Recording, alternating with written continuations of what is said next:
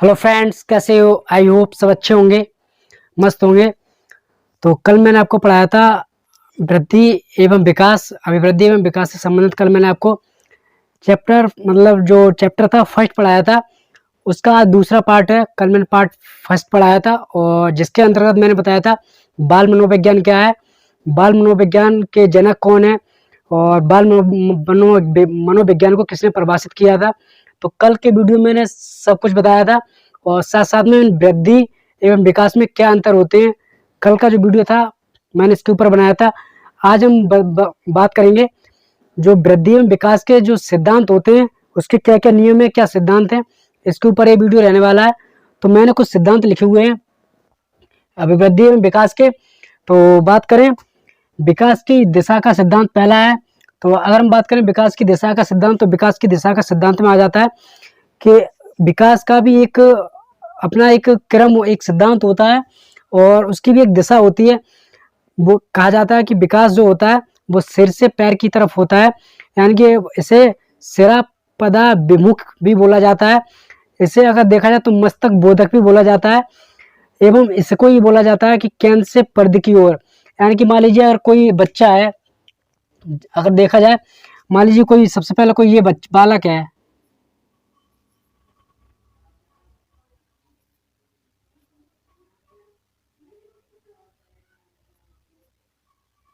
ये कोई बालक है, तो सबसे पहले क्या होगा, इस बालक की पहले इसका सिर का विकास होगा, यानी कि सिर का विकास होगा। सिर के बाद जो इसके पास में होगा ये धड़, धड़ का विकास होगा। धड़ के बाद में क्या होगा, फिर इसकी भुजाओं का विकास होगा। उसके बाद इसके पैरों का विकास होगा। तो सबसे पहले जो विकास होता है वो किसका विकास होता है, वो होता है सिर से पैर की तरफ, यानी कि। और अगर बात करें इसी को भी बोला जाता है मस्तिष्का बोधमुखी, यानी कि मस्तिष्क, यानी कि सबसे पहले मस्तिष्क का विकास होता है, उसके बाद में फिर धड़ का, उसके बाद फिर भुजाओं का, इस तरीके से विकास इसी को बोला जाता है। अगर बात करें इसे केंद्र से परिधि की ओर या केंद्र से सिरों की ओर, यानी कि मान लीजिए सपोज दैट ये मैंने बना दिया, मान लीजिए ये पैर है, ठीक है, ये इस तरीके से पैर है। तो पैर में क्या होगा, सबसे पहले ये जो केंद्र में जो ये हड्डी होती ना, सबसे पहले इसका विकास होगा, यानी कि जो केंद्र में होगा इसका विकास होगा। इसके बाद क्या होगा, ये सिरों, इस तरफ जो सिरे होते हैं इसी को हम परिध बोलते हैं, फिर इसका विकास होगा इस तरीके से। तो पहले जो केंद्र की तरफ विकास होगा, यानी कि केंद्र में विकास होगा। उसके बाद फिर क्या होगा, जो इसके पास मांसपेशियां हैं, जो सिर, इसे ही सिरा बोलते हैं, यानी कि सिर, इसको सिरा बोलते हैं, सिरा, और इसी को क्या बोलते हैं, परिधि, इसी को क्या बोलते हैं, परिधि। यानी कि पहले केंद्र में विकास होगा, यानी कि अंदर विकास होगा केंद्र की तरफ, फिर बाहर की तरफ विकास होता स्टार्ट होगा, यानी कि फिर परिधि की तरफ विकास होगा, सिरों की तरफ विकास होगा। तो इस तरीके से विकास की जो दिशा होती है, इस तरीके से सिर से पैर की ओर विकास होता है इस बालकों का। और इसी तरीके अगर देखा जाए तो मस्तिष्क, यानी कि बालक के जो मस्तिष्क सिर होता है सबसे पहले उसका विकास होता है। और अगर हम विकास की बात करें तो जो पहला महीना होता है, पहले महीने में बालक क्या करता है, अपना सिर उठाने लगता है। उसके बाद तीसरे महीने में बालक होता है, कोई गतिशील जो वस्तु होती है, मान लीजिए अगर बालक के सामने आपने कोई खिलौना लेके आए हो और खिलौना के तीसरे माह का अगर बालक है, बच्चा, तो उसे अगर उसके सामने आप खिलौने को इस तरीके से हिलाओगे तो जो गतिशील, अपने जो खिलौने के अंदर जो गति पैदा की है हिलाने की, तो बच्चा अगर उस गति को अपनी आंखों से देखेगा, फिर अगर आप इधर से ला के इधर कर दोगे तो जो बालक के नेत्र होंगे, जो आंखें होंगी, वो उस तरफ मूव कर देंगे, यानी उस तरफ उसकी आंखें नियंत्रण करना सीख जाता है, किसी गतिशील वस्तु के ऊपर अपनी आंखों का नियंत्रण करने लगता है। वहीं अगर बात करें तो 5वें महीने में अगर आप बच्चे को सहारा दोगे तो सारे के सारे वो बैठना सीख जाएगा उस सारे के सारे में।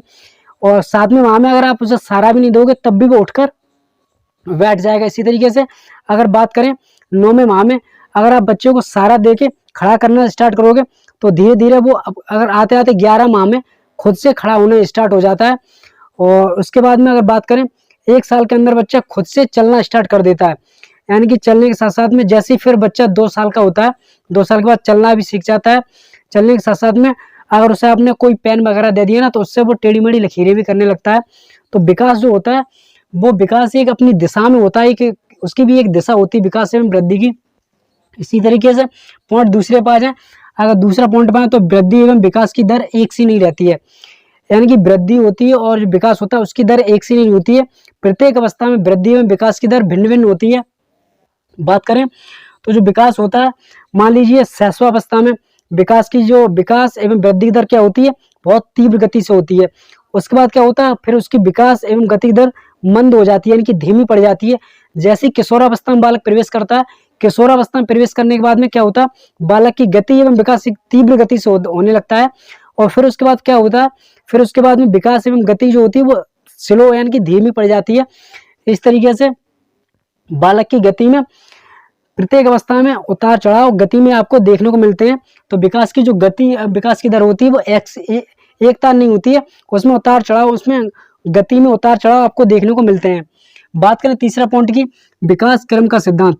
तो विकास जो होता है वो एक क्रम को फॉलो करता है, एक सिद्धांत विकास का होता है, एक क्रम के अनुसार विकास होता है। मान लीजिए सबसे पहले बालक होता है गर्भाधारण में बालक, उसके बाद क्या होता है शैशवावस्था, शैशवावस्था के बाद बाल्यावस्था, बाल्य की अवस्था के बाद किशोरावस्था।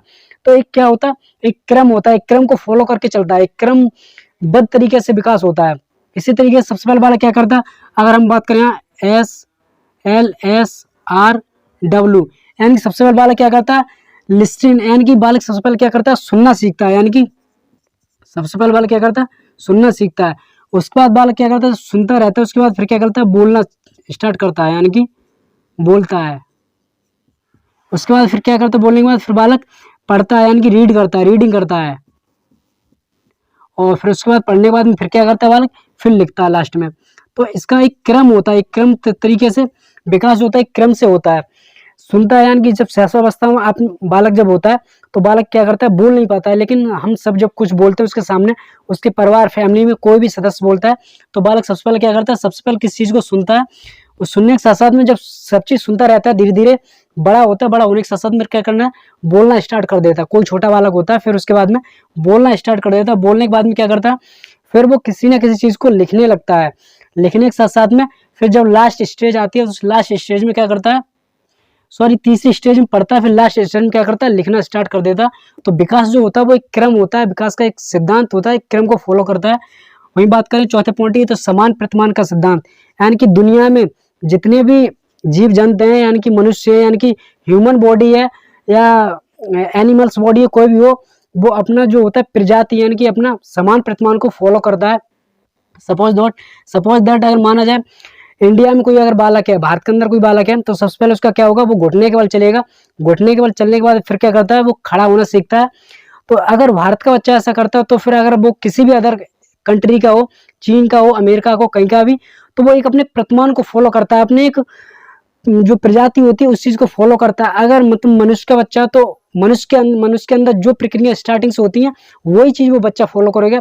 इसी तरीके से कोई भी जीव जंतु एनिमल्स हो, तो उसका अगर मान लीजिए कोई जानवर का, मतलब कोई हाथी या हाथी का मान लीजिए बच्चा है, तो जिस तरीके से हाथी अपने स्टार्टिंग जर्नी में स्टार्ट जो चीज़ करता है, जिस तरीके से उसकी 1 साल का बच्चा क्या करता है, क्या चीज़ें नहीं करता है, तो सारी अगर भारत के अंदर कोई जानवर वो प्रक्रिया करता है, तो चाहे वो चीन में हो, चाहे अमेरिका में हो, चाहे कहीं भी एनीबडी किसी भी कंट्री में कोई हो, तो वही चीज़ को फॉलो करेगा। यानी कि वो जो अपना प्रतिमान होता है उसी चीज़ को फॉलो करके चलता होता है। तो इसे कहते हैं समान प्रतिमान का सिद्धांत। बात करें 5वां पॉइंट, विकास लंबवत ना होकर चक्राकार यानी कि वर्तुलाकार होता है। तो विकास की अगर देखें तो विकास एक ऐसा नहीं होता कि विकास एक सीधी रेखा में चले। विकास क्या होता है, विकास एक जो फॉलो करता है, विकास इस चीज को फॉलो करता है, वर्तुलाकार होता है विकास। यानी कि मान लीजिए बच्चे का जन्म यहाँ से स्टार्ट हुआ, तो बच्चे का जन्म स्टार्ट होने के बाद एक वर्तुलाकार, यानी कि कोई बच्चा होता है ये नहीं अगर उसकी हाइट बढ़ रही है तो हाइट सीधी बढ़ती चली जाएगी, ऐसा नहीं होगा। क्या होगा, अगर बच्चे की हाइट बढ़ रही है तो साथ साथ में क्या होगा, उसकी चौड़ाई बढ़ेगी, चौड़ाई के साथ साथ में उसका भार यानी कि जो वेट होगा उसमें भी वृद्धि होगी। तो लंबाई के साथ साथ में उसका चौड़ाई में वृद्धि होगी, भार में वृद्धि होगी। ये नहीं हुआ अगर उसकी कोई एक मतलब लंबाई बढ़ रही है तो सीधा एक रेखा में लंबाई बढ़ती चली जाएगी, नहीं, अगर चौड़ाई बढ़ रही है तो केवल चौड़ाई बढ़ेगी, ऐसा नहीं होता। विकास जो होता है वर्तुलाकार होता है, चक्राकार होता है। लंबाई के साथ साथ में उसकी चौड़ाई बढ़ती है, चौड़ाई के साथ साथ में उसका भार भी, वजन भी बढ़ता है। तो इस तरीके से जो मतलब विकास होता है वो लंबवत ना होकर चक्राकार यानी कि वर्तुलाकार होता है। इस चीज को आप यहाँ देख लीजिए। बात करें 6 पॉइंट की, वंशानुक्रम और वातावरण की अंतःक्रिया, यानी कि वंशानुक्रम और वातावरण की अंतःक्रिया अगर जितनी अच्छी होगी, दोनों में परस्पर संबंध जितना अच्छा होगा, बालक का विकास उतना ही अच्छा होगा।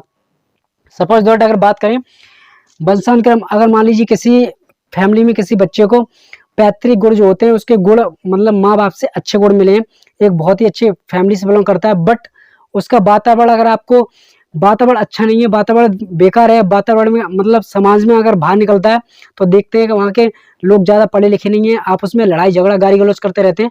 तो जो वातावरण का प्रभाव पड़ता है वो बालक के ऊपर सबसे ज़्यादा पड़ता है। इसी इसी अगर बोला जाए तो सबसे ज़्यादा अगर प्रभाव पड़ता है तो वातावरण का। आप अगर बच्चे के मान लीजिए वंशानुक्रम जो पैतृक गुण होते हैं वो कितने भी अच्छे क्यों ना मिल जाए, अगर उसका वातावरण अच्छा नहीं होगा तो बालक के अंदर जो वंशानुक्रम के गुण होंगे वो कहीं ना कहीं पीछे रह जाएंगे। और वातावरण के अनुसार जो जैसे ही वो ढालेगा तो उस वातावरण के अनुसार अपने आप को ढालेगा और उसी के अनुसार उसकी विकास और वृद्धि जैसी होगी उस वातावरण और वंशानुक्रम के अनुसार होगी। बात करें वंशानुक्रम की, अगर वंशानुक्रम की बात करें, मान लीजिए भारत के जो लोग रहते हैं, अगर जो गुण होते हैं उनका कोई भी अगर बच्चा पैदा होता है तो उस हिसाब से जो भारत के अंदर होते हैं तो जिस तरीके से उसके माँ बाप होंगे उस तरीके से बच्चे में आपको गुण दिखाई देंगे। अगर माँ बाप की हाइट ज़्यादा है तो बच्चे भी जाहिर सी बात है लंबे होंगे, और जैसे मतलब माँ बाप होंगे उस तरीके से बच्चा होगा। ऐसे मान लीजिए अगर चीन में देखें तो चीन में अगर कोई बच्चा होता है तो उसका जो वंशानुक्रम होगा, जो पैतृक गुण होंगे, वहाँ के लोगों क्या होता है जो वंशानुक्रम में उनका होता है, छोटी छोटी आंखें आपको देखने को मिलेगी, छोटे कद के होते हैं, तो वो एक वंशानुक्रम को फॉलो करता है, एक पैतृक गुणों को फॉलो करता है। इसी तरीके से अगर वातावरण आपका अगर देखा जाए तो वंशानुक्रम वातावरण का अगर देखा जाए तो 50-50% दोनों का, 50% वातावरण 50% वंशानुक्रम दोनों का होता है। तो इस तरीके से वंशानुक्रम वातावरण की अंतःक्रिया जितनी अच्छी होगी, यानी कि अगर बच्चे का वंशानुक्रम भी अच्छा हो, वातावरण माहौल अच्छा मिल रहा है, तो बच्चे का जो विकास डेवलपमेंट होगा और जो वृद्धि होगी उसकी ग्रोथ बहुत अच्छी होगी और बहुत उसका मेंटल एंड फिजिकल दोनों चीज में बहुत अच्छा सा परिवर्तन होगा। ये हो गया विकास, वंशानुक्रम और वातावरण की अंतःक्रिया।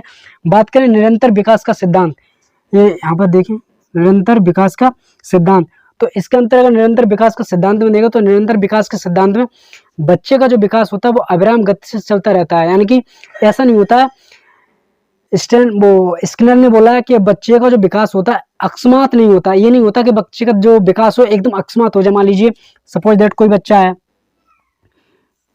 मान लीजिए ये कोई बच्चा है, ठीक है, ये बच्चा मैंने बना दिया, जैसा बना हंसना मत।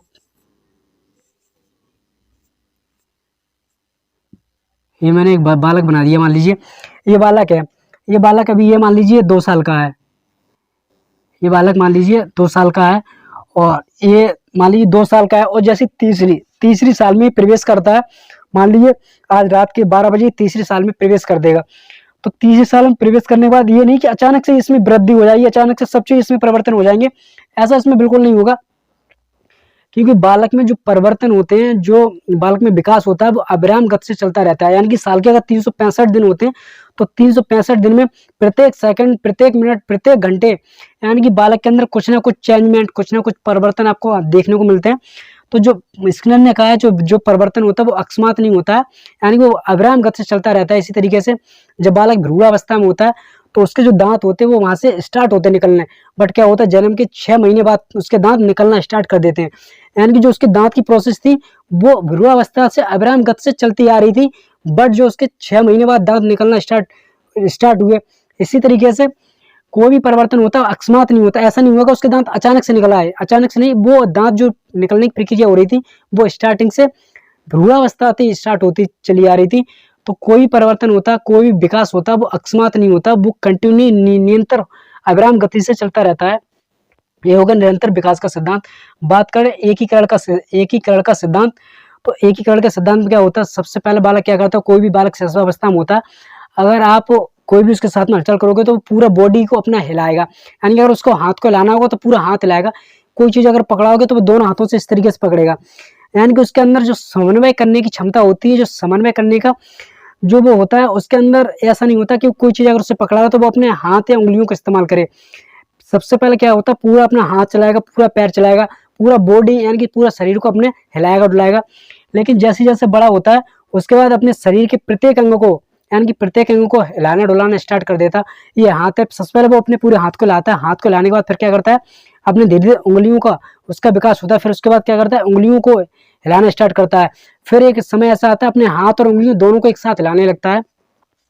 तो एकीकरण का सिद्धांत में यही कहता है कि सबसे पहले बालक क्या करता है, अपना संपूर्ण हाथ लाता है, उसके बाद धीरे धीरे फिर अपना उंगलियों को लाना स्टार्ट करता है। फिर एक समय बाद उंगलियों और हाथ दोनों को एक साथ लाना स्टार्ट कर देता है।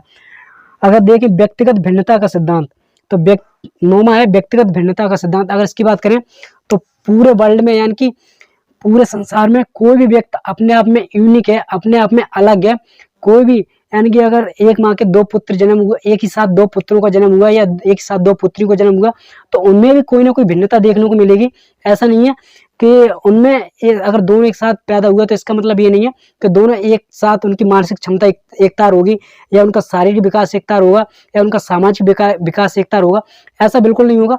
उनका मानसिक विकास, शारीरिक विकास या बौद्धिक क्षमता सब अलग होगी।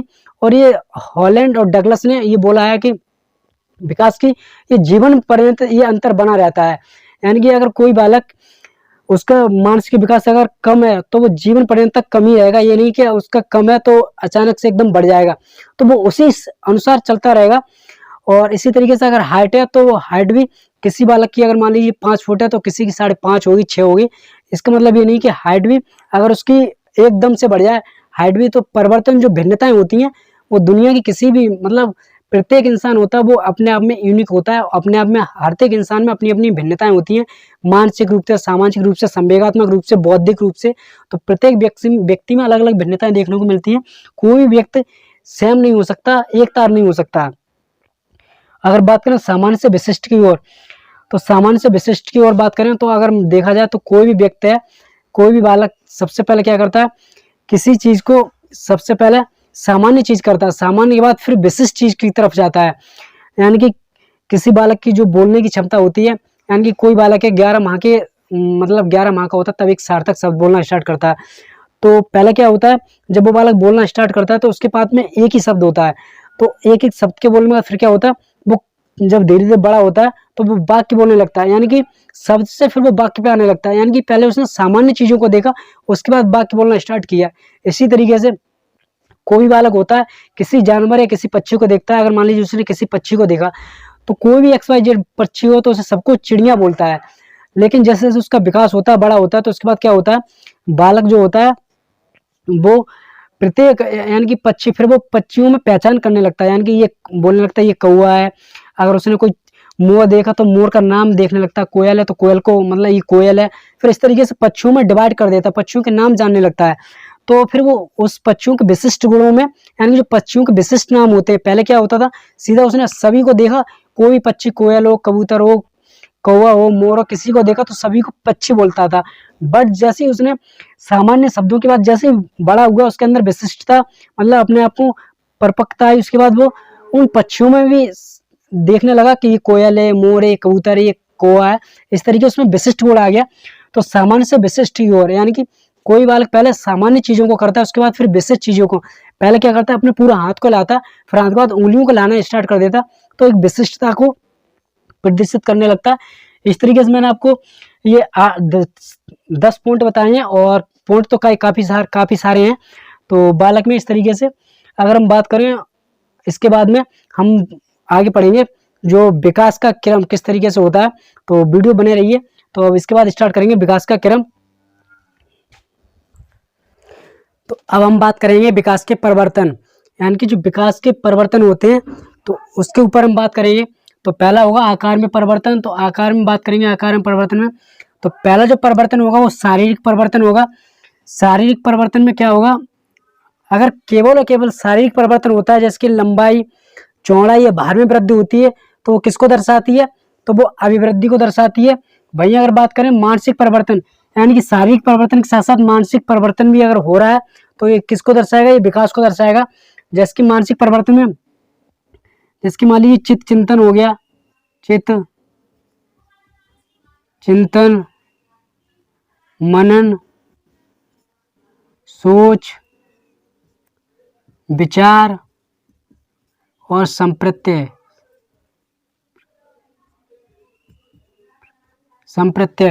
यानी कि कॉन्सेप्ट, यानी कि पहले क्या होता था, जब बालक छोटा होता था तो उसके अंदर क्या होता था, जब वो किसी चीज को मतलब शाम को जब छत पे लेटते हुए देखता था कि वो ये सोचता था कि चंद्रमा है, ये अपने घर जा रहा है। लेकिन जैसे वो बड़ा हुआ, उसके साथ में उसके चित्त चिंतन मनन विचार यानी कि संप्रत्यय के कॉन्सेप्ट का वो भी उस चीज को समझने लगा। उस चीज को बड़ा होते हुए उसे पता पड़ने लगा, ये चंद्रमा जो होता है ये सूर्य का परिक्रमा लगाता है, इस तरीके से। तो अगर शारीरिक परिवर्तन और मानसिक परिवर्तन, यानी कि मानसिक जो परिवर्तन हुआ शारीरिक के साथ साथ, तो ये दोनों होने लगा, तो ये क्या हुआ, आकार में परिवर्तन होने लगा। अगर केवल केवल शारीरिक परिवर्तन की बात करें, अगर इसमें लंबाई, भार, चौड़ाई में अगर वृद्धि होती है, तो ये केवल क्या दर्शाएगा, ये अभिवृद्धि को दर्शाएगा। अगर इसके साथ साथ मानसिक परिवर्तन भी साथ साथ में हो रहे हैं, शारीरिक के साथ साथ मानसिक परिवर्तन भी हो रहे हैं, तो ये किसको दर्शाएगा, ये दर्शाएगा विकास को दर्शाएगा। वही बात करें अनुपात में परिवर्तन, तो अगर देखा जाए तो शारीरिक पक्ष, मानसिक पक्ष, बौद्धिक पक्ष, नैतिक पक्ष, सामाजिक पक्ष, यानी कि किसी भी एक पक्ष में, यानी कि इनके जो पक्ष होते हैं, शारीरिक पक्ष या मानसिक पक्ष, इनके अनुपात में अगर परिवर्तन देखने को मिलता है, तो ये जो परिवर्तन देखने को मिलता है, तो ये क्या दर्शाता है, ये भी एक विकास को दर्शाता है। मान लीजिए कोई दो बालक हैं,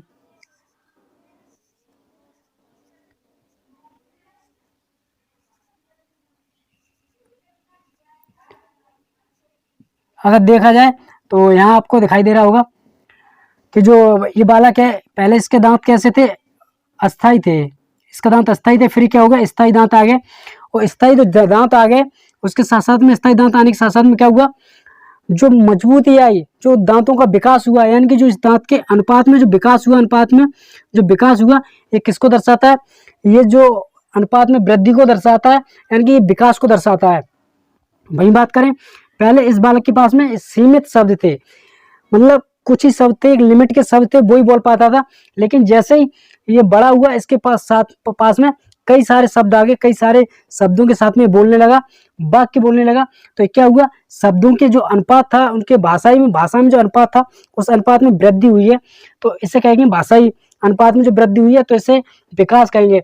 इसी तरीके से अगर देखा जाए तो इसके जो बाल हैं, पहले छोटे छोटे बाल थे, फिर इसके बाल स्थायी हो गए, और एक बड़े बड़े बाल हो गए, एक मतलब इस तरीके से बाल हो गए, तो क्या हुआ, बालों के जो अनुपात था, अनुपात में विकास देखने को मिला। तो इस तरीके से अगर देखें तो शारीरिक पक्ष, मानसिक पक्ष, बौद्धिक पक्ष, नैतिक पक्ष, सामाजिक पक्ष, और ये भी आपको देखने को मिलेगा, इनके साथ साथ इनकी ग्रोथ भी, यानी कि अब देखा इनकी लंबाई बढ़ रही, तो विकास के अंदर लंबाई भी आती है, शारीरिक पक्ष भी आता है, तो शारीरिक पक्ष के साथ साथ में इनका क्या होता है, अनुपात में ही परिवर्तन होता है। इस तरीके से देखा जाए तो ये जो पक्ष, शारीरिक, मानसिक, बौद्धिक, नैतिक, सामाजिक पक्षों में जो परिवर्तन देखने को मिलता है, ये किसको दर्शाता है, ये विकास को दर्शाता है। वही बात करें पुराने चिन्हों का लोप, तो जो पुराने चिन्हों का लोप होता है, ये भी एक विकास को दर्शाता है, यानी कि पुराने चिन्ह जो होते हैं वो मतलब विलुप्त होते चले जाते हैं, उनके जगह पे स्थायी जो चिन्ह आते हैं, वो एक विकास को दर्शाते हैं। मान लीजिए दूध के दांत होते हैं, ये आपको पता है, ये गिर जाते हैं, गिरने के बाद में क्या होता है, स्थायी दांत आने जाते हैं, क्या आते हैं, स्थायी दांत आने लगते हैं। ऐसी बचपन की भाषा, जब हम लोग बचपन की भाषा बोलते हैं, तो वो भाषा बहुत अलग होती है। जैसे हम बड़े होते हैं, जो हमारे गले में ग्रंथि होती है, जब उस ग्रंथि का विकास हो जाता है, तो उसके बाद क्या होता है, जो किशोर होते हैं, जो लड़के होते हैं, उनकी आवाज में कर्कशपन आ जाता है, यानी कि भारी आवाज जो होती है, भारी हो जाती है। वही लड़कियों की बात करें तो जो उनकी आवाज होती है, उनकी आवाज में मीठी यानी कि मधुरता आ जाती है। तो ये जो बचपन की बोली थी, उसका भाषा में क्या हो गया, वो विलुप्त हो गई है, क्या हो गई है, वो अगर देखा जाए तो विलुप्त हो गई है।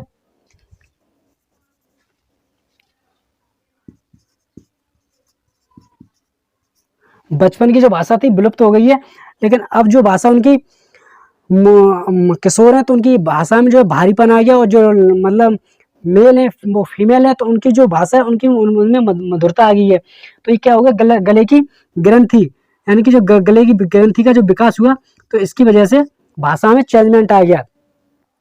तो ये क्या हो गया, पुराने चिन्हों का लोप, ये भी क्या होता है, विकास को दर्शाता है। वही बात करें नए चिन्हों का उदय, यानी कि अगर पुराने चिन्ह जब लोप हो जाएंगे, विलुप्त हो जाएंगे, तो क्या होगा, उसकी जगह पे नए चिन्ह आ जाएंगे। तो नए चिन्ह जैसे कि स्थायी दांत आ गए, स्थायी दांत आना, ये विकास को दर्शाता है। आवाज बदलना, ये भी क्या है, विकास को दर्शाता है। हमारे दाढ़ी के बाल आने लगते हैं, यानी कि कई शारीरिक रूप में कई सारे परिवर्तन देखने को मिलते हैं, और नई चीजें देखने को मिलती हैं, तो वो क्या होता है, ये विकास को दर्शाता है। तो इस तरीके से बात करें, 5वां पॉइंट है अभिवृद्धि विकास को प्रभावित करने वाले कारक। तो अभिवृद्धि और विकास को प्रभावित करने वाले कारक होते हैं, वो क्या होते हैं, वंशानुक्रम और वातावरण। सबसे ज्यादा अगर कोई विकास को प्रभावित करता है, अभिवृद्धि और विकास को सबसे ज्यादा कोई प्रभावित करता है, तो वो होता है वातावरण। यानी कि वातावरण, सबसे ज्यादा वातावरण व्यक्ति के शारीरिक पक्ष हो, या फिर उसका मतलब भारी पक्ष हो, या शारीरिक पक्ष हो, या वंशानुक्रम कोई भी पक्ष हो, तो सामाजिक पक्ष हो या बौद्धिक पक्ष हो, मानसिक पक्ष हो, तो वातावरण सबसे ज़्यादा प्रभावित करता है। जिस तरीके का वातावरण मिलेगा, बच्चे का डेवलपमेंट उसी तरीके से होगा। वंशानुक्रम की बात करें तो जैसे कि मान लीजिए अगर कोई बच्चा दक्षिण अफ्रीका का है, तो उसका जो वंशानुक्रम होगा, उसका जीन होगा, जो पैतृक गुण होंगे, वहाँ के लोगों के जो घुंघराले बाल देखने को मिलते हैं, तो वहाँ जो उनका गुण होता है, तो जितने भी वंशानुक्रम जो उन्हें मिलता है, तो बालक होता है, तो उसके भी क्या होते हैं, घुंघराले बाल देखने को मिलते हैं। अगर वो वहीं भारत का होगा तो स्ट्रेट बाल होते हैं, सीधे बाल होते हैं। तो अगर भारत में होगा तो उसके वंशानुक्रम में जो उसके पैतृक गुणों में जो उसके गुण पाए जाते हैं, तो उस हिसाब से बच्चा होगा। वहीं वातावरण की बात करें तो वहाँ के लोग काले होते हैं। ये किस लिए होते हैं? ये वातावरण के काले होते हैं। वहीं अगर हम उत्तर भारत की बात करें और दक्षिण भारत की, तो दक्षिण भारत में लोग काले होते हैं। उत्तर भारत में जम्मू कश्मीर की तरफ देखें तो वहाँ के लोग गोरे होते हैं। तो क्या होता है, ये सिर्फ ये जो काला और गोरा होता है, ये वातावरण के कारण होता है। तो इस तरीके से वातावरण का प्रभाव पड़ता है। बुद्धि जो होती है वो जन्मजात होती है। बुद्धि बालक की जन्मजात होती है, और जन्मजात में जिस तरीके से उसकी बुद्धि होती है, उस तरीके से उसका डेवलपमेंट होता है, उस तरीके से उसका विकास होता है। कभी कभी ऐसा होता है चोट दुर्घटना हो जाती है, तो बालक का जो डेवलपमेंट होता है उसी तरीके से होता है। संस्कृत की बात करें, संस्कृत यानी कि हमारा कल्चर किस तरीके से होता है, अगर देखा जाए हमारा संस्कृत कल्चर बहुत अच्छा है, तो उस तरीके से हमारा जो भाषाई विकास और नैतिक विकास है उच्च होता है। अगर अदर कंट्री को देखें, क्योंकि हमारा जो कल्चर होता है वो उन सभी से हटके है। हमारे यहाँ धर्म को बहुत ज़्यादा मान्यता दी जाती है। वहीं बात करें विकास की अवस्थाएं, तो विकास की अवस्थाएं 4 होती हैं। कल से हम इस टॉपिक को स्टार्ट करेंगे, विकास की अवस्था। तो पहली होती है गर्भावस्था, दूसरी होती है शैशवावस्था, तीसरी होती है बाल्यावस्था, और चौथी होती है किशोरावस्था। अगर गर्भावस्था की बात करें तो ये अवस्था जो होती है, ये होती है 0 से जन्म तक। और शैशवावस्था की अगर देखें तो ये होती है जन्म से ये होती है 6 वर्ष। और बाल्यावस्था की बात करें तो ये होती है 6 से 12 वर्ष। और वहीं बात करें अगर किशोरावस्था की, तो ये होती है 6 से 18 वर्ष। तो इस तरीके से सारी अवस्थाएं देखने को मिलती हैं। इन प्रत्येक अवस्था में, इन अवस्थाओं में भी कई सारे पक्ष होते हैं, शारीरिक पक्ष, मानसिक पक्ष, बौद्धिक पक्ष, संवेगात्मक पक्ष। तो सभी पक्षों में, जैसे मान लीजिए गर्भावस्था है, तो गर्भावस्था में मानसिक पक्ष कैसे होता है, शारीरिक पक्ष इसका कैसे होता है, इसका प्रभाव कैसा पड़ता है। तो कल से हम पढ़ेंगे विकास की अवस्थाएं, इन सारी अवस्थाएं पढ़ेंगे, और सारी अवस्थाओं में हम देखेंगे कि इनका जो विकास होता है, इनका जो शारीरिक पक्ष का विकास किस तरीके से होता है, इसका पॉजिटिव निगेटिव किस तरीके का प्रभाव पड़ता है। तो अवस्थाएं कल हम पढ़ेंगे, इनकी अवस्थाएं पढ़ेंगे, कल से स्टार्ट करेंगे।